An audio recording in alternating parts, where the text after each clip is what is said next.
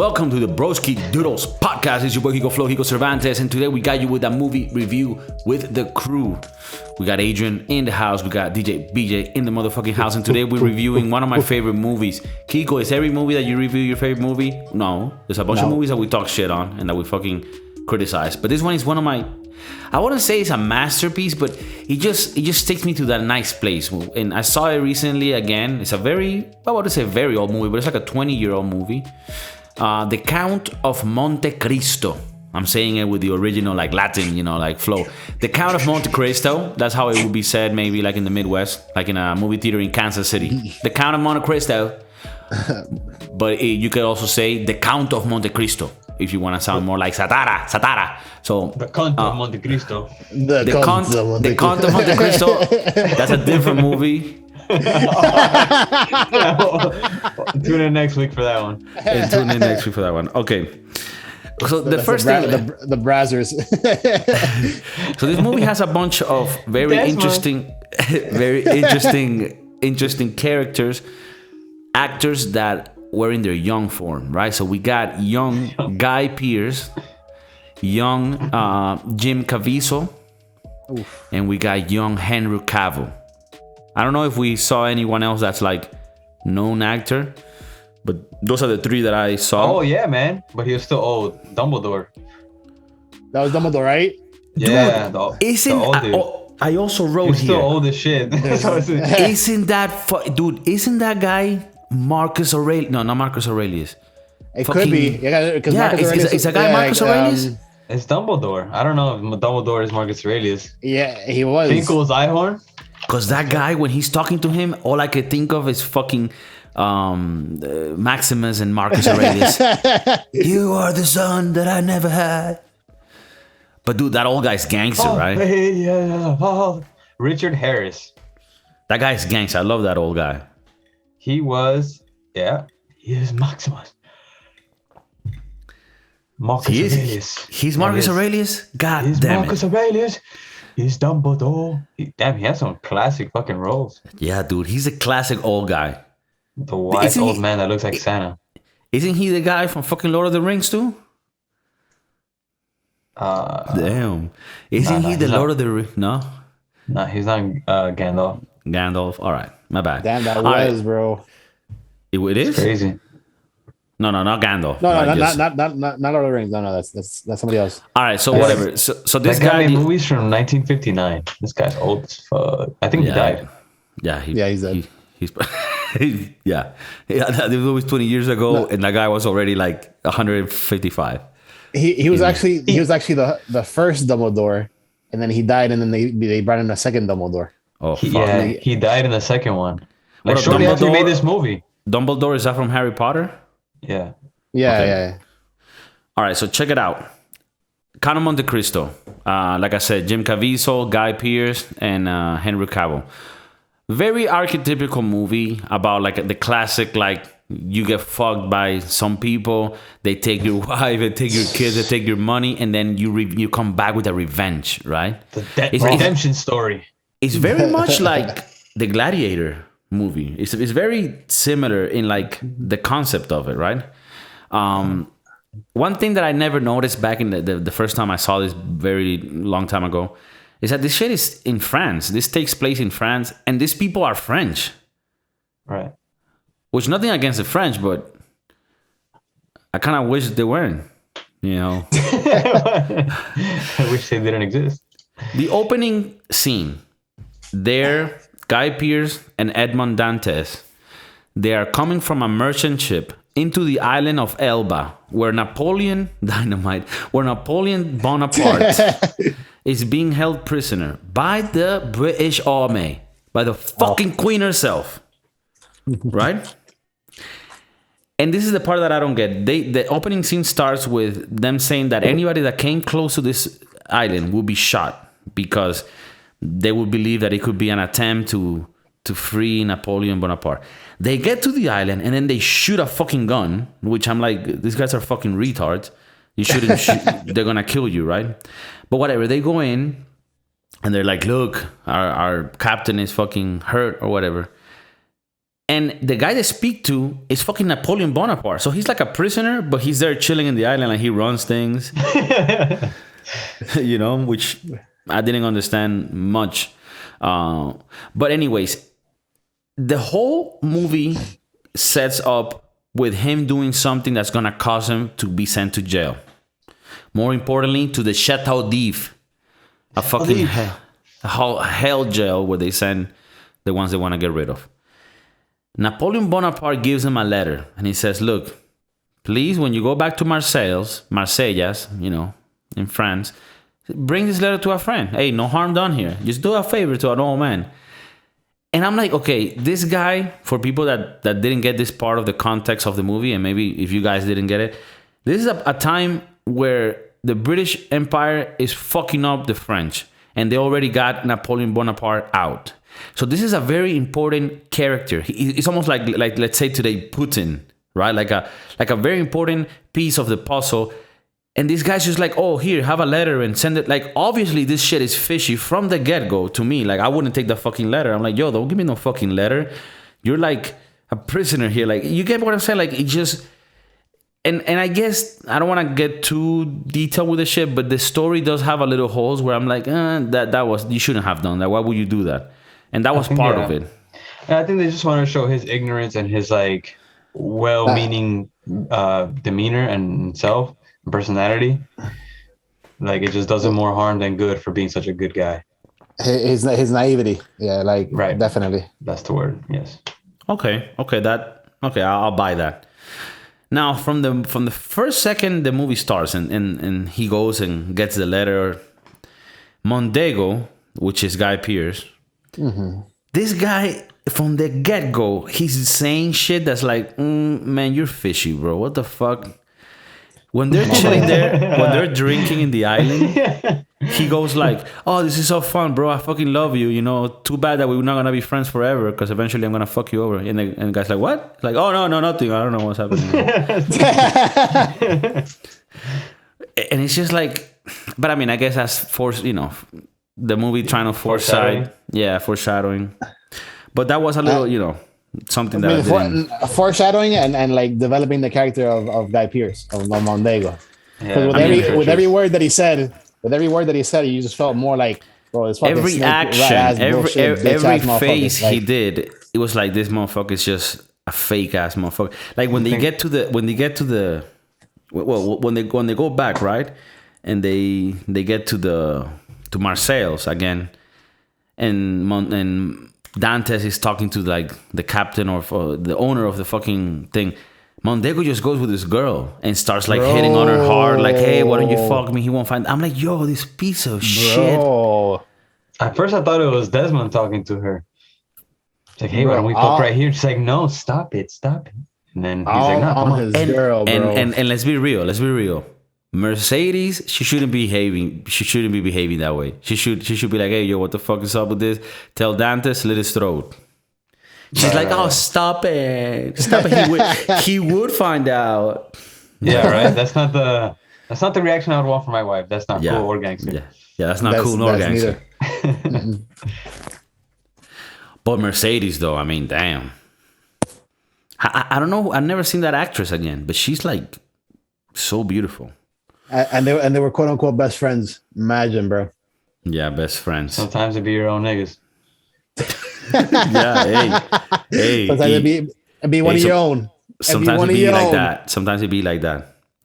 But yeah, Mondego's such an envious piece of shit. Always like, on some bullshit. And then he gets back from grade school. He was saying. Yeah, he's always like. Well, I mean, part of the movie is like you had all the toys, you had all the things, but you still wanted to have the whistle that the other motherfucker had. He was just an envious piece of shit. But I mean, exactly. Guy it's like Pearce, Cain and Abel. One son of God is blessed, and the other one is just envious. And he has it all, but he still wants what the other one has. Mercedes is a fucking fine ass bitch.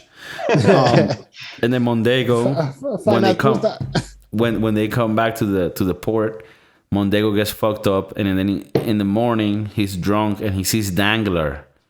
Dangler is like the other piece of shit old guy that was in the ship, and between them both they betray him, right? That's some bullshit, bro. And then, well, there's some bureaucrat shit that goes on. The son of Clarion, which was the guy that was supposed to get the letter to help Napoleon escape, he finds the letter, so he knows he's in jeopardy because his dad is a traitor to the now crown that is against Napoleon. So he fucking sends Edmond Dantes to jail. And the first part, dude, I recently went to Menorca, Spain, an island in the Mediterranean. And this thing took place in an island in the Mediterranean in France. And dude, I swear to God, I was in beaches that had caves like that, where you would go into the cave and then inside you go into like a fucking edifice or whatever. And like that shit is real. Like that's a real place in the movie. That fucking castle, Chateau d'If. Scary. That shit, I mean, and dude, the guy that comes in when he goes into the jail, I wrote the name down. Is that the one that looks like Dracula, the warden? Yeah, Armand Orliac. Fucking French names. And the guy's like, dude, one of the lines when he's like, God, why? And he's like, why me? He's like, God has nothing to do with it. Actually, God doesn't show up these places at this, around this time of the year. And it was dark. Let's cut a deal. I'll stop when God shows up. Yeah. I mean, it had a little bit of like tropeness or cliche, but I enjoyed it because the movie's supposed to be that. The movie's supposed to be like a Shakespearean tale of like revenge, and you're not looking for something deep, like you said, John, earlier.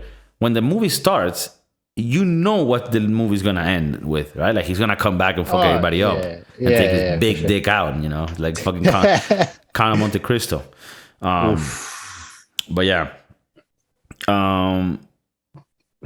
how grueling it is to be in a fucking cell in an island forever, bro. The salt in the air starts fucking up your skin. I was in a beach for just like a week, and like I had to put cream every day. Like the body is very high maintenance. Imagine being in this shed hole for years, like years and years, and there's nothing. So that's why, bro, That reminded me of the movie. I don't know if you guys have seen it. Papillon. I haven't.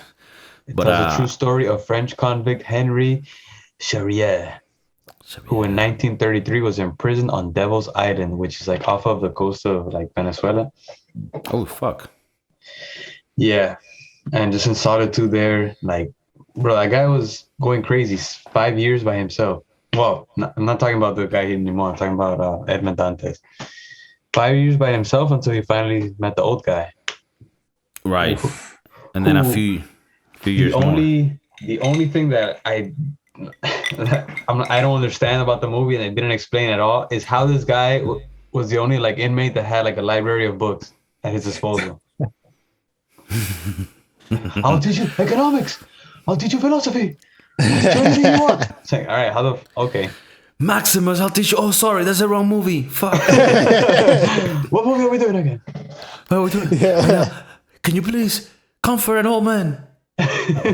What are you doing, man? What are you doing? No, this Maximus is the Rome for the empire. No, man, we're fucking France. Oh shit.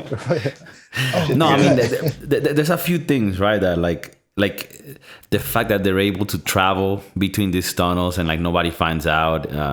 But I mean, it is part of the movie. But it is also like very much like Batman, like the first Batman with Christian Bale, where like he goes to this temple and he's taught by this guy how to fight, how to like. It's very much like it's like this old guy is like the fucking lottery. He knows everything. He knows how to fight. He knows how to fuck. He knows how to, economics, everything. And when they're fucking fight, he just ends up like beating up the fucking old man. Like, and the old man's like, "Oh, you're getting good." It's like, bro, you will be dead. It's like the guy is just hitting you. For real. I need to know how to fuck. I'll teach you how to fuck, Maximus. Let's win back Mercedes. No, but and another great line from the movie when he meets the old guy, he's like, I've been here for 5 years. There's 32,655 stones in here. And he's like, oh, you've counted them. But have you named them? then the motherfucker starts crying. Shit. It's like, There's levels to this shit. I wasn't born in darkness. One of the books that we're reading was Wealth of Nations by Adam Smith, who's one of like the first authors that came up with like libertarian beliefs and shit, and like the father of economics, really. So that was sort of interesting for people out there that have a little more in-depth thinking. I know the Broski Doodles out there. We got some of them out there that like to go a little deeper. KIKO, most of our audience is in a nursing home. they're probably there when they're probably there when it got written. Bro, there's this funny part. I mean, the whole movie has like these little stretches of truth, but you kind of go with it because that's what the movie's supposed to be. It's supposed to be a movie that takes you to the place where you think he's gonna go, and that's comforting. You don't always want that in every movie, but in this one, I accept it. Sometimes you want a movie that fucks with you and that flips everything, and you don't know where it's going. Like if Edmond Dantes at the end, when he gets to fucking Marcel's, he just gets his throat cut. Oh, but which, by the way, we're gonna get to like the part that's like the craziest part of this movie that kind of makes the movie not work if you really think about it. This motherfucker goes back to Marcel's, looking exactly the same. Nobody recognizes him. Not even his closest motherfucking people. They're just like, there's something about you. There's just something about you. But nah, never mind. Like, I mean, what wasn't he declared dead? So yeah, even if it was like his twin, like even if it was his twin, but he's not real. Like he doesn't exist. When he fought Guy Pearce at the end, he shows up shaved, right? He wanted to show that he was still him. So he's like, yeah, right. And then Guy Pearce like, Edward, is that you? Yeah. It's like, oh my god, it's you. Because with the beard, they didn't recognize you. But like, wow.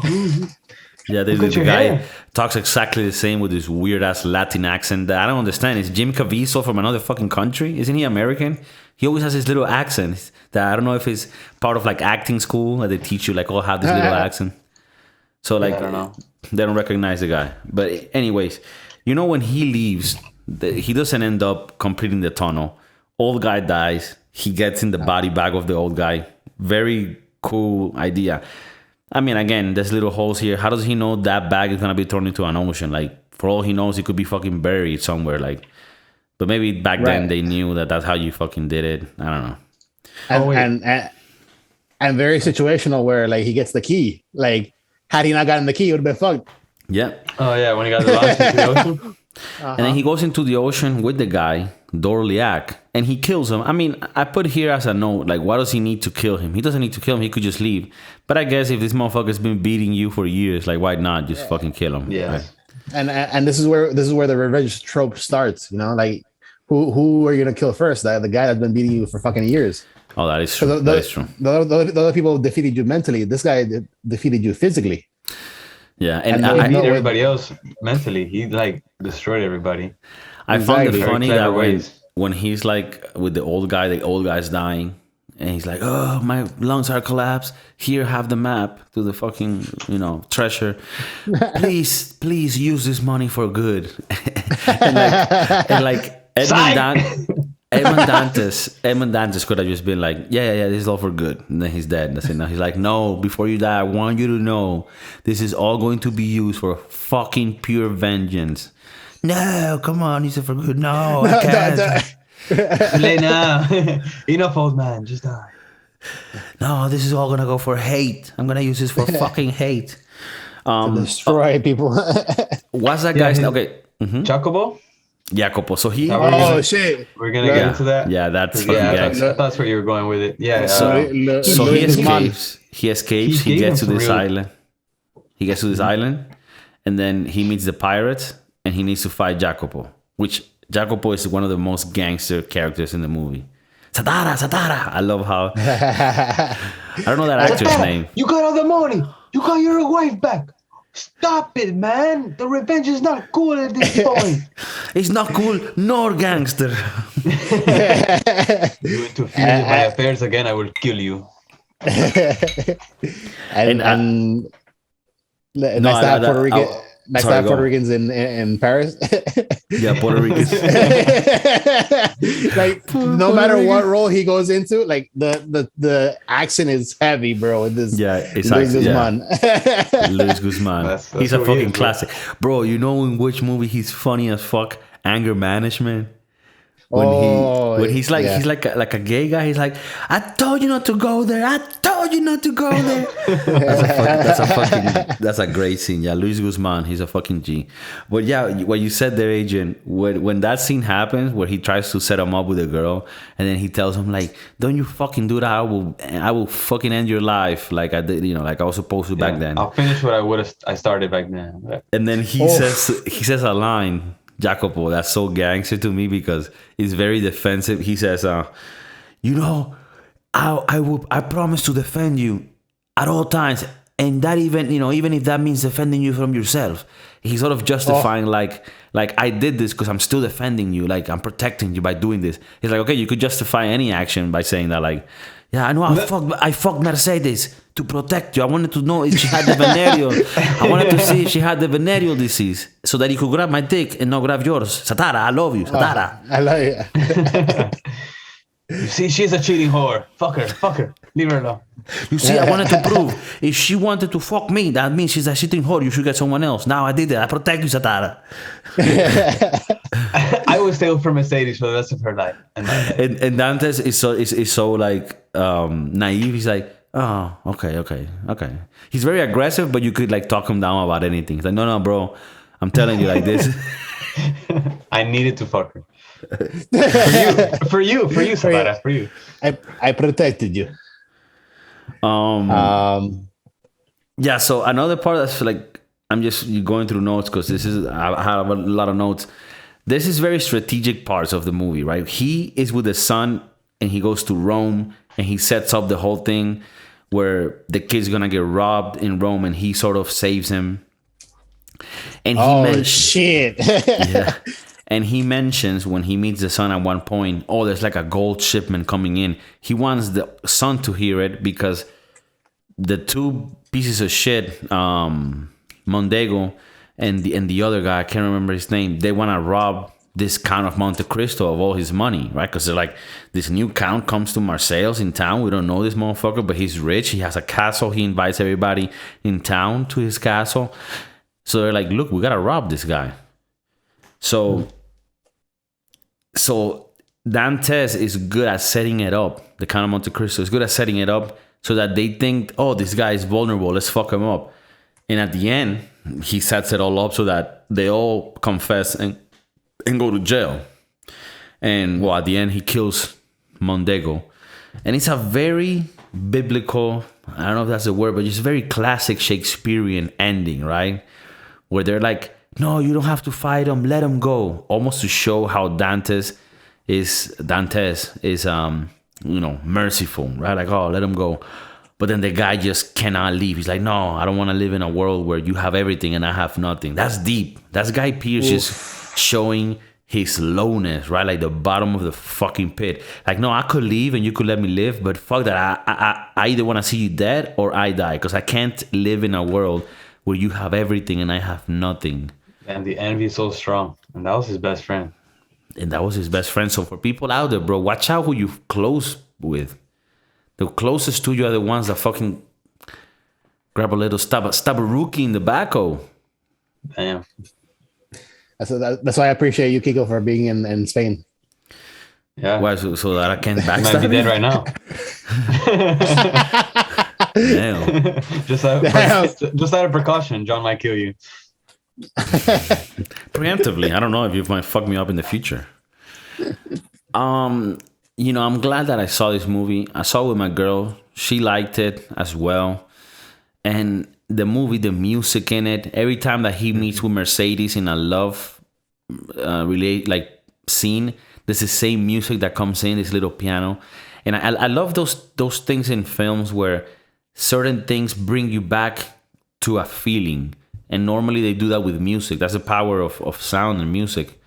Although I am a little like at the end, I'm like, I don't agree like 100% with like Mercedes' character.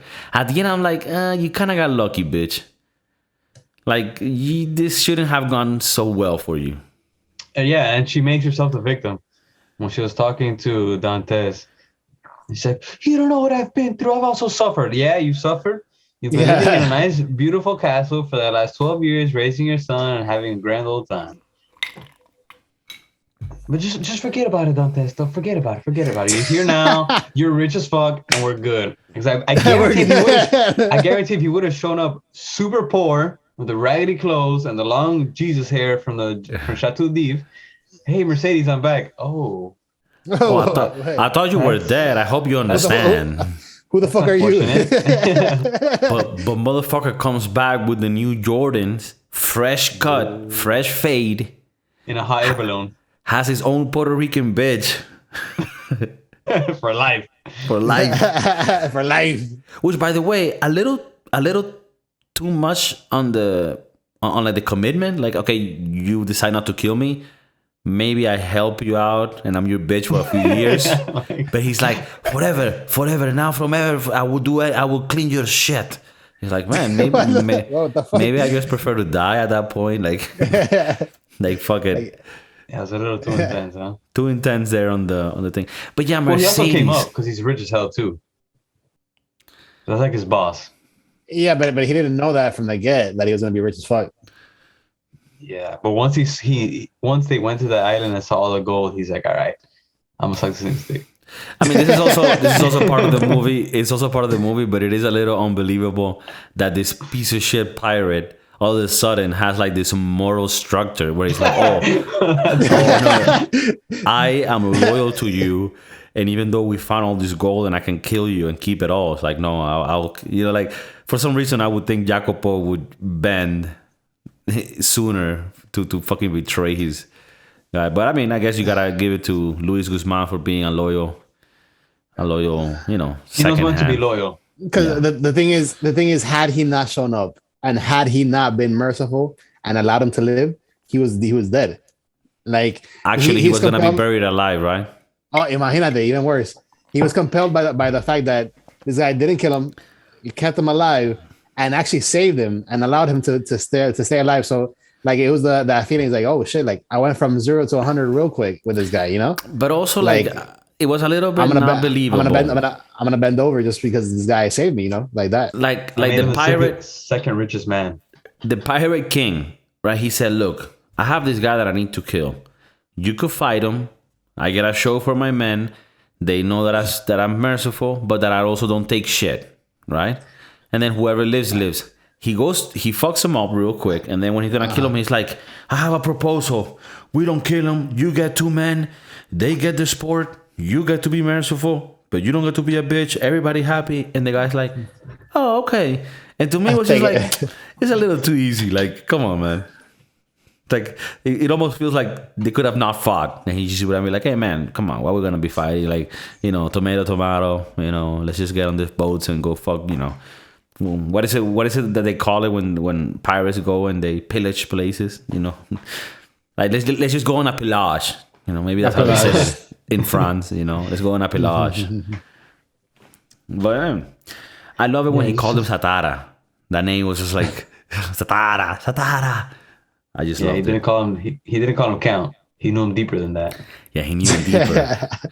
It's like imagine like a Latino president makes it to like the American, like president of the United States. Like, for example, I don't know, like Luis Moncada, some like guy from, Barbara Texas. Goldman. Yeah. No, I mean from Florida. Maybe like a kid, one of those high schools, like Barbara Goldman, whatever the fuck. And he grows up to be a fucking president because when he was a kid, he saw Obama. He's like, fuck, Obama made it. I could fucking make it.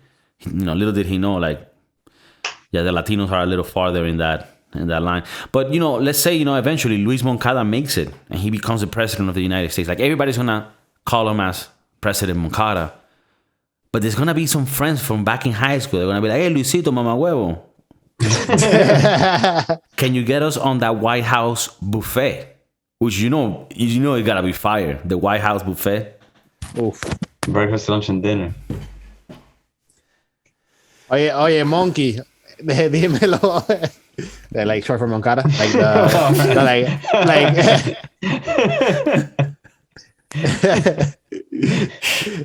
Okay. Luis Moncada, You're getting kicked out of the White House, John. In the White House, they don't like jokes like that. Just in general. not even Louis. Yeah, Louis doesn't like appreciate that anymore. Luisito. Luisito doesn't appreciate that anymore. No, but I thought this movie, even though it's predictable, it's just a classic. And it's one of those movies, like I said, I mean, it's very relatable to like Gladiator or even Batman type shit, like Revenge and Coming Back. Like those movies get made all the time. But I love the care that they took in making things look good, the scenery, the cinematography. We always talk about the cinematography because it's one of the most important things that we analyze here on the movie review with the crew. We look at the cinematography. And here you have the cinematography of the Mediterranean Sea. You have different islands in the Mediterranean. It just looks beautiful. It looks real. It makes me feel like I'm there. We haven't even mentioned this. Henry Cavill is Albert, the son of Count Mondego, which eventually we find out he's actually the son of Count of Monte Cristo, which is Edmond Dantes, which is Jim Caviezel, which is Jesus, the movie made by Mel Gibson before he had or was that after he had the little, thing where... Chateau d'If is a real place. Chateau d'If is a real place, yeah. Yeah. And after seeing this movie, like I can see why they chose him for that role of Jesus Christ. Like it was like a stunning similarity, or like like the typical view of him when he came back from the prison. His garb and his get up. Oof. Yeah, he looked gangster. He looked gangster. Man, it was a prison for 300 years. It looks like Alcatraz. Sorry. Like there was a part of me also in the movie that was like, how the fuck did he take all that treasure in that little boat? He takes, and then what do? You just go into a beach, and then what do you do with that? Like, what do you do with that so that people don't fuck you up and kill you? Like, it's a bunch. And they filled up that car, and then he bought the house with all the treasure. I feel like all the treasure that he gave that guy was all the treasure he had.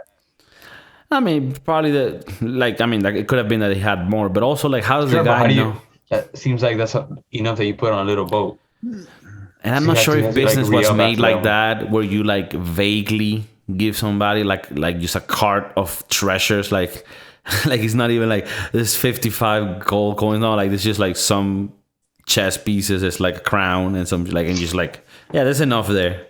I mean, maybe he paid like so much that he was like, yeah, there's enough. But I don't know. I just don't find it to be very safe for you to be rolling around in a fucking chariot filled with fucking gold coins. But I guess that's how you did it back then, right? You didn't have fucking Bitcoin. Well, he had Jacobo. Yeah, and Jacobo. Yo, I love when Jacobo is like, when he's telling him like, oh, we gotta go do a revenge. Like, I gotta fuck this guy up. And he's like, all right, fine. I kill him real quick. And he's like, no, but I gotta do it. Like a specific, no, Satara, what do you mean? You give me a knife, I go to Paris, I fuck them all. Ping, pum, pound, that's it, they're done, that's it. And then we could go fuck the hoes, right? And then we go fuck the hoes, right? No, I know this place in Brooklyn is fucking fire. So I go real quick, I kill Mondego, I kill Mercedes, I kill Albert, I kill Dangler, I kill everybody. Then we go to Paris and fuck bitches. Yeah, but not like that. No, it's not like that. No, it's different. We gotta do it like I gotta fuck with him. I gotta fuck with him. Yeah. What ended up happening with Clarion's son? Clarion. Oh, he gets him to go to jail. He went to Chateau d'If. I forgot what he told him in the sauna though.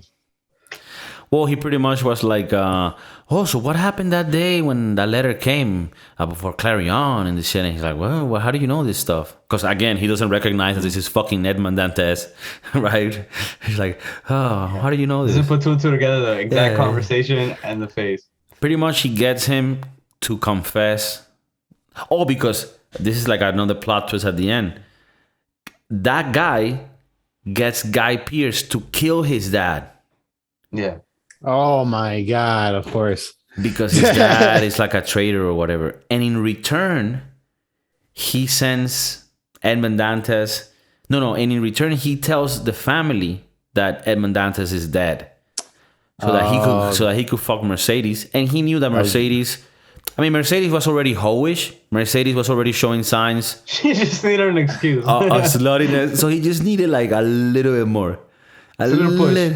It's a little push, and then she's like, all right, fuck it. 1 month, he's gone. All right, let's get married. That's it. Do you think Fuck that it instead of He was just like on a business trip. do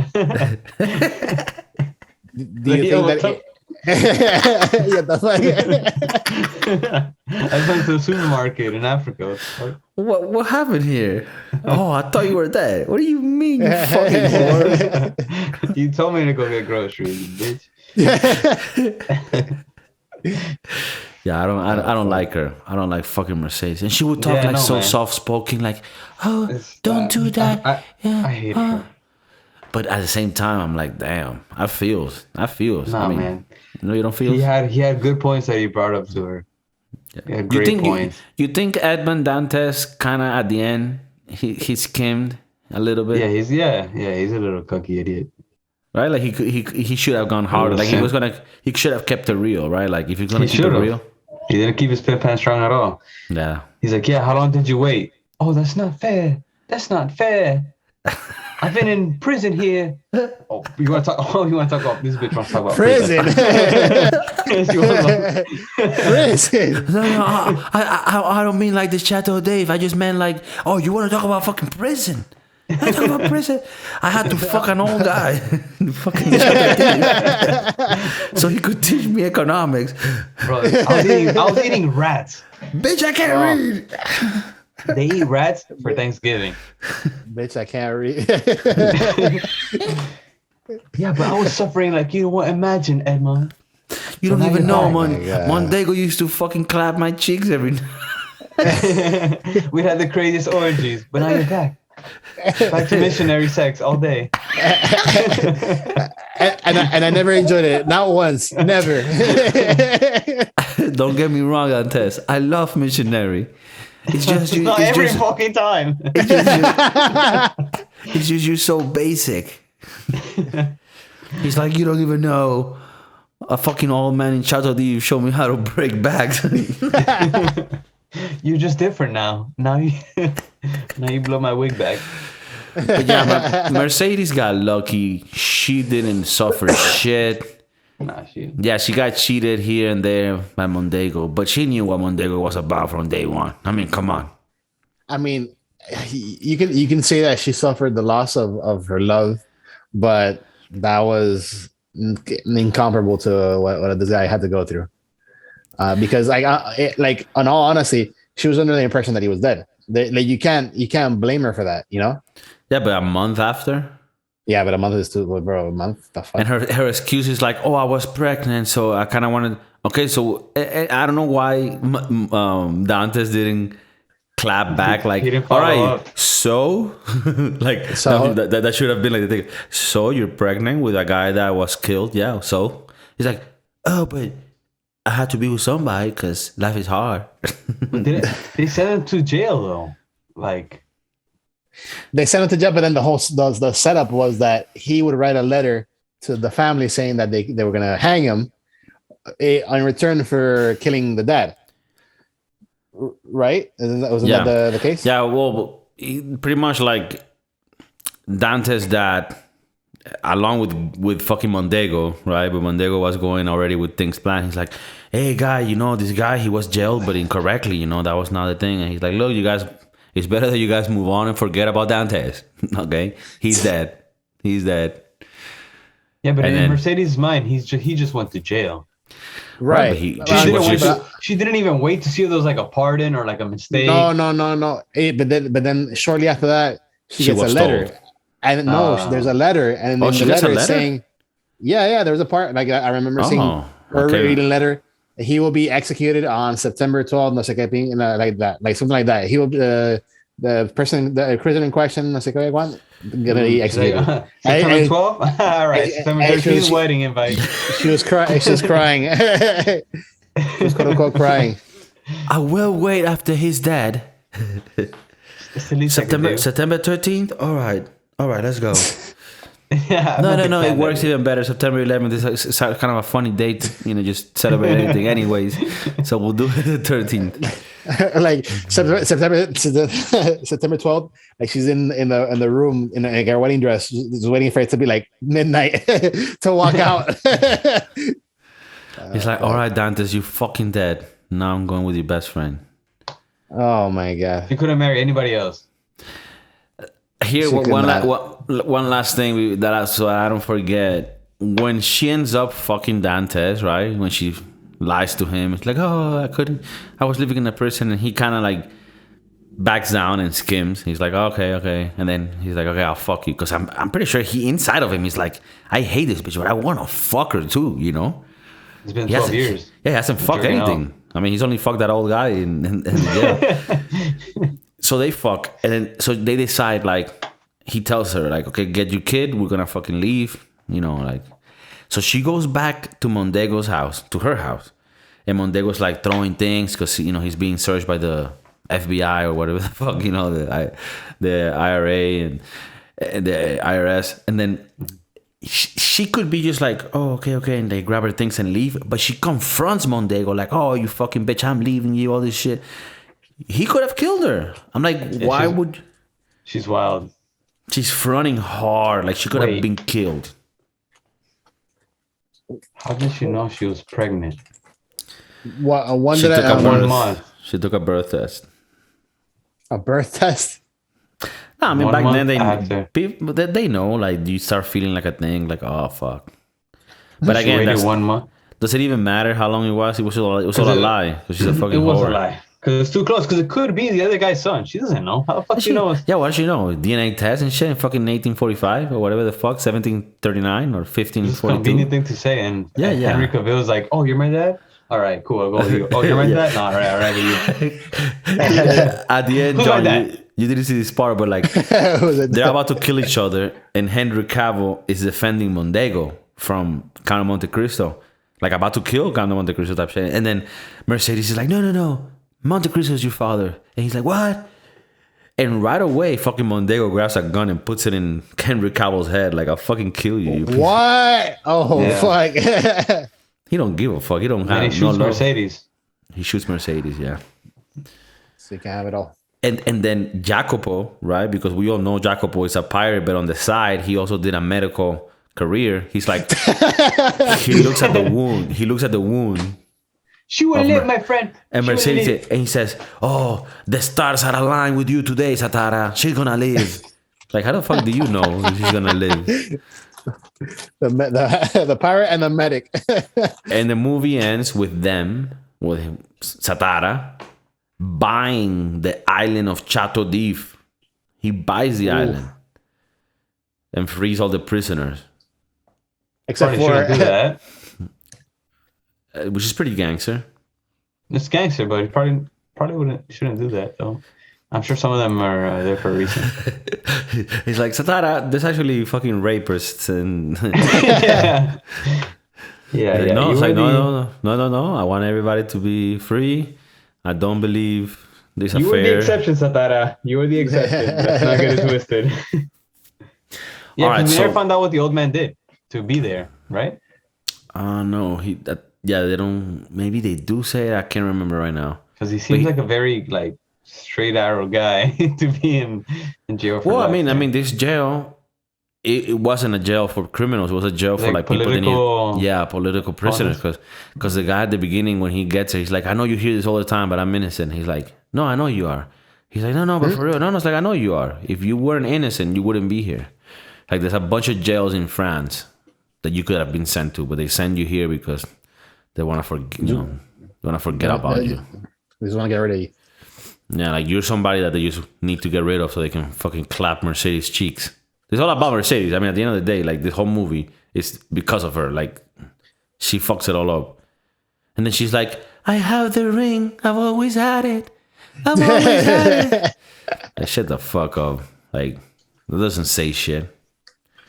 But anyway, one thing that this movie did teach me is if you're being detained and they're about to let you go, don't answer any more questions. Yeah. Like, don't say shit.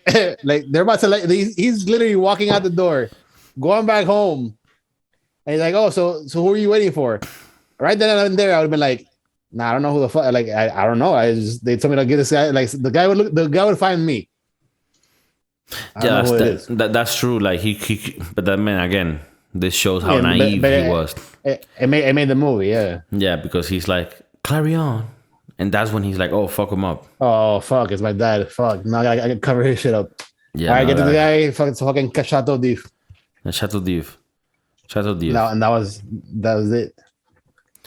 I mean, that's how shit worked back then. It's scary to think like that was the days. Like, that's how shit worked, you know. Today, it's not like that. So, thankfully, that's the case. This movie, the rating is going to be a little bit tricky because it's not a movie that flips my mind with the things that happen. It's very predictable, but it's still comforting to watch. I love the scenery and the story. It's just a very relatable story. It's a tale. It's an old tale of revenge and you know, treason. Very British word. And on the rating scale, I'm gonna give this movie a solid 7, which, you know, for the Broski Doodles, that's good. A solid 7. That shit is, you could go out there with a certified Broski Doodle 7 and get a movie made, like a sequel. Like, oh look, they reviewed it, they gave it a 7. All right, Count of Monte Cristo 2, right away. So I don't think, for people out there that are like, oh, a 7 is a 7. No, a 7 is good. Yeah, remember, average is 5. Average is 5. What do you give it, DJ? Well, so I wouldn't put this movie in my top 10, but I would put this on a separate list. It's one of those classics that you should watch at least once, like just to kind of get a better understanding of how the world used to work, and you know, really appreciate how far things have come since then. And it's just some classic, because remember, like most movies that are classic movies are usually based off of literature. So this is a classic literature piece, the Count of Monte Cristo, a book that you should also read, like in high school and all that stuff, whenever you're learning the language. And this whole storytelling concept, this trope of the revenge story, is it's not that it's played out, it's very often used. Like we saw it in Gladiator, we saw it in the Batman Begins, we saw it. I felt like sort of some instances of Rocky in this movie as well, like the training, the water, even a little bit Karate Kid. Yeah, those are all lights on, lights off. Yeah, like being in a certain place, then being thrown to nothingness, and then climbing your way back up, and proving to the people around you that you're worth more than they could have ever believed. There's like thousands of movies of that story, right? Yeah. But right. I don't put it down for that. I think if you make it, like, there's a lot of movies that use those tropes, but the movies themselves are bad, just in general. Like, and you can feel the trope even more. But when the movie is very well made, like Gladiator, for example, I mean, the story, you from the beginning you get it. Like, this guy's gonna come back and fuck everybody up, but you still want to see it because it's so well made. And in these revenge films, what usually makes the movie memorable or good or that people enjoy it is the villain. Like, the intensity of how much you hate the villain will determine whether or not you remember it. Look at Gladiator. How much did you hate that guy? I don't remember his name, but you always remember Gladiator because of how much you hated that individual, and you wanted him Phoenix, to get the revenge on that individual because of what he did. Ratings wise, 1 through 10, I would definitely give this a solid 7. It's definitely enjoyable. Don't watch it with kids. Watch it with your girlfriend. Watch it with your significant other. Could you watch it with your bros? I don't know if this is just like a movie you could watch with your bros. I mean, like in our case, because we have a group of versatile bros, right? that dip their feet in different in different dark worlds. I think you can see it. But if you have a group of of more manly men. Like if your bros are crypto bros, they go out and fuck a lot. If they fuck a lot, and they have a lot of NFTs and shit, then it's maybe not a good movie to watch with the bros. Like having a few White Claws, watching this with the bros, maybe not. Maybe not. If your bros know how to make love though, yeah, and they do that sort of thing, and they're just not about the fucking. Yeah. Like if your bros are more into the tenderness of the moments, right. then you can watch this with them. You could put a little divider. Everybody gets their own lotion, and you watch this movie. like if your bros are more concerned about the journey rather than the destination, right? Then you can watch this with them. If your bros, right? If your bros have a Corvette and they hit up space nocturnal, are those clubs even exist in my head? All the time. Maybe you don't watch this with them. If your bros down for locos on the weekdays and are always asking someone to go 5 with them on a tenner, maybe you don't watch this with your bros. No. If your bro, I don't have any more. But yeah, depending on your bro, you could watch it or not. Okay, in our case, we do. I mean, we don't. To be safe, don't watch it with your bros. Yeah, to be safe. Yeah. Maybe you don't want to get bullied and shit. Like if you're with our group, watch it first, and then figure out what bros you can watch it with. Yeah, exactly. Sometimes you have different type of bros. You have some bros that you could take them to that movie party. And there's some bros that you tell them, "Hey, bro, let's have a pajama party." They freak out. And some bros are like, "Bro, cool. I already got my backpack bag. I'm ready. I got my sleeping bag. Let's ride. I got the popcorn. I got shit. I got my lotion." There's different type of bros. Lotion, what? Like if I go visit my bros in Miami, we get a little tent, set it up in the backyard, get a little flashlights, maybe get some comics. Give some flashlights. That's what my bros. But maybe your bros are more into like Silverado trucks and and fucking, I don't know. This movie is like an incognito violent chick flick almost. A violent. God damn it! It is a violent. It's like a bro chick flick. It's like a bro flick. This is. I mean, if you take out a few sword fights, this is a Notebook. I mean, what are we even doing in this podcast at this stage? Like, what are we doing? And the sword fights were pretty good. Like, not gonna lie. Yeah, I mean, at the end of the day, you can kind of leave the sword fights and they kind of go in pretty well too. I mean, Guy Pearce, Jim Caviezel sword fight. That's not, you pay for that. Yeah, that was like there's passion. Add Henry Cavill to that sword fight, and you can add a lot of money to that. A little bag that we can all. Fucking Lower Corliac and shit. Take you to the Chateau Thief. All right. So what do you give it? I give it an 8 after that. Damn, I give it an 8. The 7 I felt like was too low because I've seen this movie at least 5 times. Damn. And it's one of my grandma's favorite movies. We have it on deck. Whenever I have a new girlfriend that comes over to the house, my grandma's like, "Hey, have you seen Count of Monte Cristo?" Why? I don't know, but it's a great movie, and I think everybody needs to watch it at least once. It has great art. It's very well done. It has great actors, and I think it's just a movie that you can see every so often. And for that reason, it being a classic, I'm gonna automatically give it an 8. I accept your 8, and I accept it without any sort of judgment or anything because it is one of those classics. I didn't even know that your grandma loved it, and now that you mention it, it is one of those perfect movies to have a new girl watch. If you're dating a new girl, you have her watch that, and you kind of indirectly you tell her, "Hey, if you're gonna be like Mercedes, I'll fucking slit your throat." I mean, not really, but you kind of let her know on the down low. Like, I can get crazy sometimes. I've been Bacteracted sometimes. you start probing her like, "Oh, so like, what do you do? How do you feel about Mercedes?" Yeah, like Mercedes. You start off with poor Mercedes, right? I mean, poor her, right? And she's like, no. poor, no, she's a little cunt, whatever. You're like, okay, but she's like, yeah, poor Mercedes, you know, I can understand her and shit. You're like, what? I can understand. You little bitch. Right. Are you with Antonio? Let me see your phone, whore. Like, what? Gator bitches better be wearing rubbers. I thought we were watching a movie. What happened? There's a test. God damn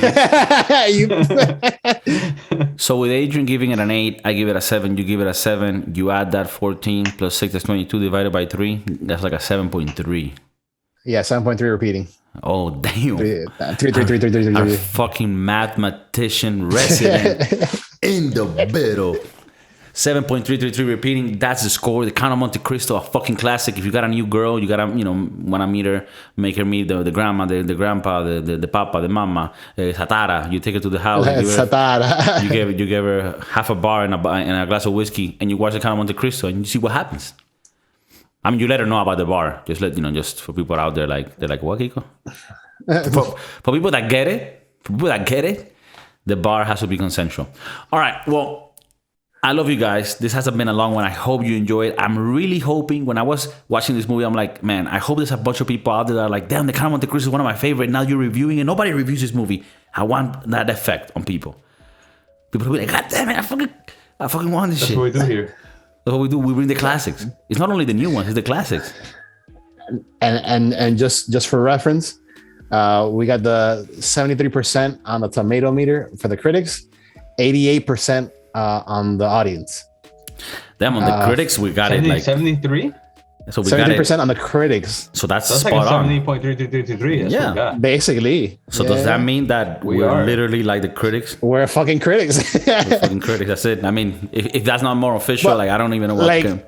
The combination of us, because one alone wouldn't have gotten it, Yeah, like for example, Adrian, he's more on the audience meter. Right. Yeah. We're more on the critics, but that's fine. I mean, you're on the hater.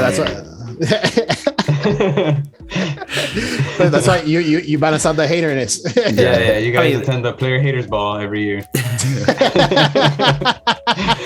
you call Outcast and GDK. They do the players anthem. I just felt bad. I felt bad for Guy Pearce, Well, yeah, he redeemed himself another. Actually, speaking of Guy Pearce, what's the other one that we're gonna look at? Memento. I wanted to see that one. Memento. I haven't seen that one. That we're gonna look. We're gonna look into that one. Not right now, but like since we could do a Guy Pearce, we could do another Cavill. I can imagine people in Belgium in some old people house residents looking at this episode and they're like, these guys are gonna review Memento? Like these motherfuckers, like you look at us and we give you a completely different like feeling of what we're gonna, and then we're like, no, we're reviewing Count of Monte Cristo, Memento. You're like, what the fuck? These guys are like on some other level type shit, but they don't even look like that. They look like, you're whatever. I mean, I don't wanna, but like low level motherfuckers, but then right. We just watch Adam Sandler movies over and over. Our favorite movie is Zoolander. Actually, Zoolander's pretty good. Like that is one of actually I meant to say the Sohan. Don't mess with the Zohan. Yeah, top 10 for me. Oh, top 10. Wow. That's one of the worst movies I've seen. I've never seen it. Whatever. One of those stupid Adam Sandler movies. In any case, the Sohan. All right, guys. Thanks for tuning in. I fucking love you. The Broski Doodles in the house. Keep it real. Keep it gangster. And use the rubbers. Fucking gator bitches better be using rubbers. Peace. You don't have to.